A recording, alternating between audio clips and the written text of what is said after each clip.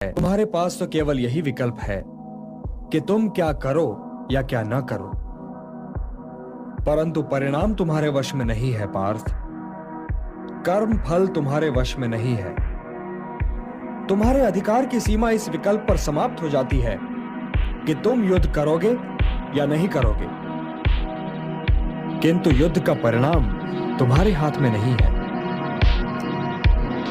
यदि तुम विजय चाहो भी तो यह आवश्यक नहीं कि विजय तुम्हारी ही हो जाए, तुम्हारी पराजय भी हो सकती है। किंतु यदि तुम विजय से मोहित नहीं होगे तो पराजय से भी नहीं घबराओगे।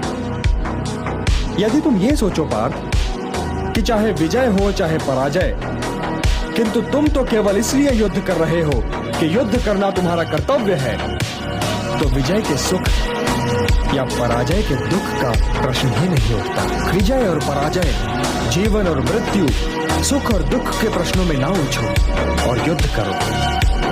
यदि इस युद्ध में तुम्हारी विजय हुई तो पृथ्वी का राज्य और यश भोगोगे, और यदि वीर गति को प्राप्त हुए तब भी यश के साथ साथ स्वर्ग पाओगे। इसलिए हे कौन्तेय, उठो, सुख दुख, लाभ हानि, जय पराजय सबको समान समझो और युद्ध करो, कि यही तुम्हारा क्षत्रिय कर्तव्य भी है और मानव धर्म भी।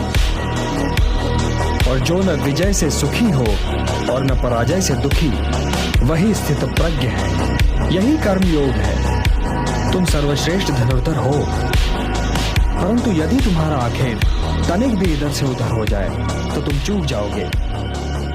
तुम्हारा अधिकार तुम्हारे वाण संधान पर है।